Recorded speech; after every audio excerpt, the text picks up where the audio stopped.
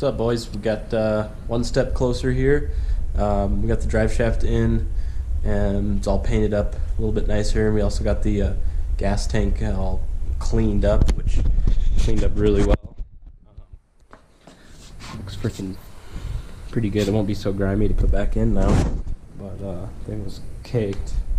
And I'll show you. Just got two bolts on each end of the 4-bolt plates here because I'm missing. I don't have the bolts for the plate on the transmission side, so I need to go get some more bolts. But I got it in here. Clearance to the shifter is a little worried, but worked out great. There's plenty of room. See the sweet new slip yoke in that drive shaft. Big thanks to Northern Colorado Driveline Services. Big fan of them. But yeah, put our drive shaft loops in, and then our gas tank, and she fits great. So that's awesome. Painted up halfway decent, a couple coats of clear on it as well. But yeah, differentials in. Put the half shafts in after we get the tank in, and reassemble the whole rear end of the car. Yeah, I just wanted to show you that. That's pretty slick. Pretty slick. This thing's got a greasable zerk there, in accordance with the maintenance. But yeah, get that done, and getting real close. Super excited here. Got the tune on the way. Custom tune from a guy that's actually done a handful of these swaps, so he's pretty familiar with how to tune a Lincoln without a automatic, so should have no problems there. So yeah, that should be coming in the mail in a couple weeks, I'd imagine, and then that'll be the last thing we're waiting on. So friggin' rights, this thing will be rolling in no time.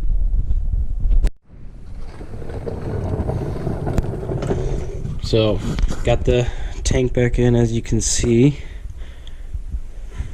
One thing to note, I did have to take this crossover tube that connects right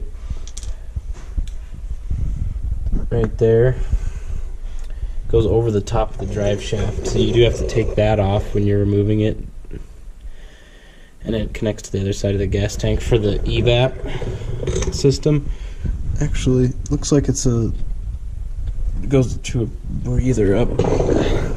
It's part of the, I guess, the fill system overflow up there or something. Yeah, it goes in the side of the filler neck there. Anyways, that tube has a crossover that goes to both sides of the tank. Like an overflow or something. You gotta pull that. And just feed it up. I propped it up on wood first, slid the jacks under it, one on each side here, and then jacked it up by first feeding those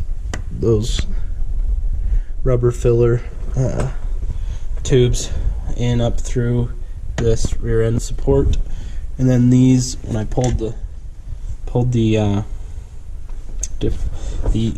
out, actually pulled all the bracketry for the hard lines that actually bolt to the side of the frame, just to make that easier. That's definitely makes your life a lot easier if you're doing this. So pulled those loose, obviously undid the clamps on it when I was pulling it out, but I just left them connected to the tank down here, and it came out just fine.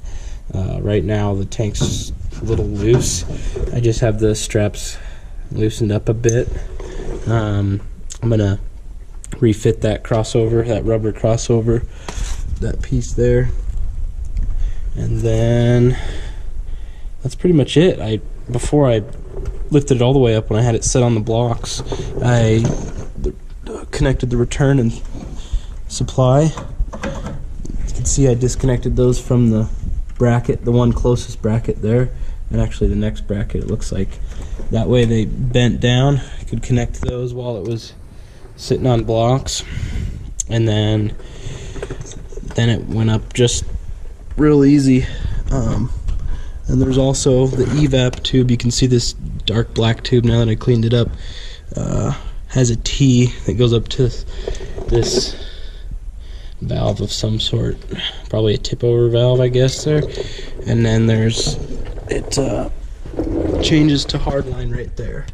So you got to disconnect that too, which was a giant pain in the butt. But there's just 2 tabs on the inside of the bigger, the female. On the inside of the female piece, there's 2 tabs you need to press.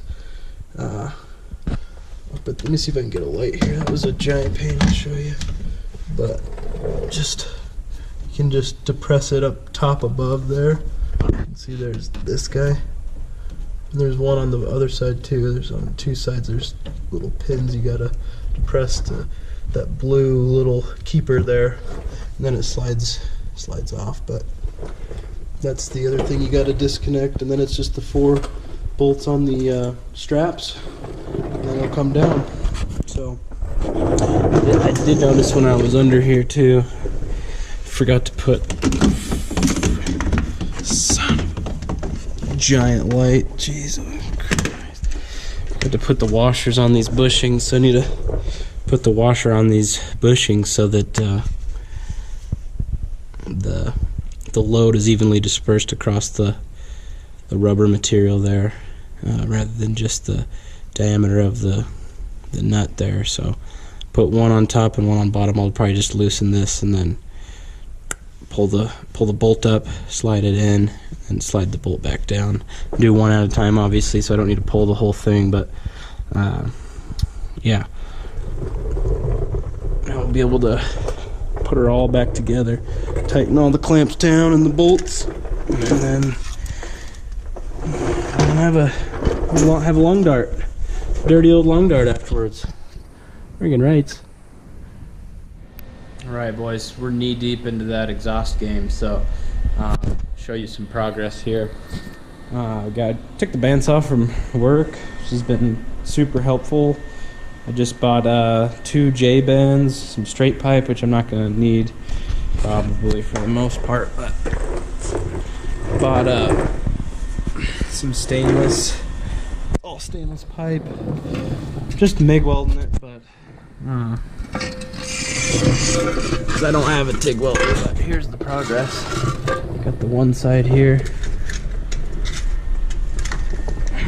not very far. This is taking a long time to, I don't know what the best way to measure these bends up is, but just having to cut multiple times and start getting close. And then I've just been measuring off the ground to keep it. You can kind of tell, but it's, this bottom rail is the lowest part of the car. It's just most difficult part was getting this first bend correct. Just trying to stay above that bottom rail of the car, so I don't want this to obviously get beat up too much.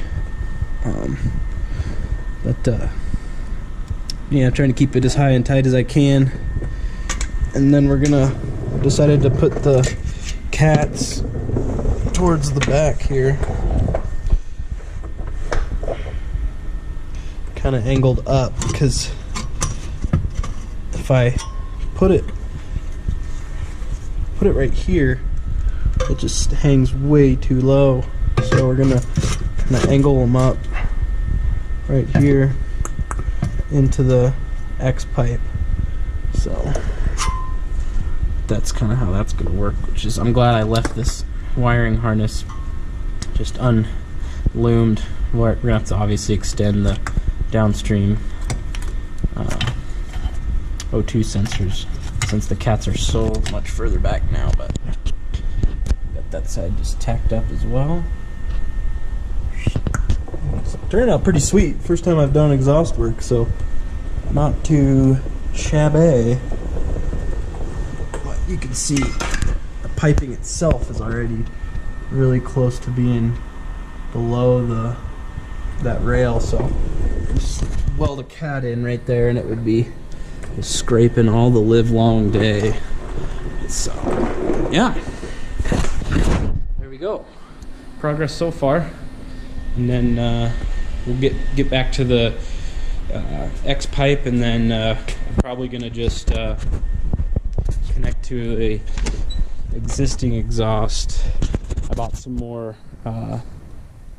flared, I forget what you call these, flared connections. So probably cut somewhere in here and then weld on another set of these flared junctions or whatever, right about here. We're doing a catless X pipe, so then everything back here doesn't need to be modified. This is like 2-inch exhaust here. We're going with 2.5 for everything that we're making, so it'll reduce down, but I don't think the way the build is currently, the exhaust pipe diameter is not going to make too much of a difference. So yeah, we'll just get this thing going, and we'll measure it up and fit it up to the old one. Hopefully that'll be straightforward, but yeah,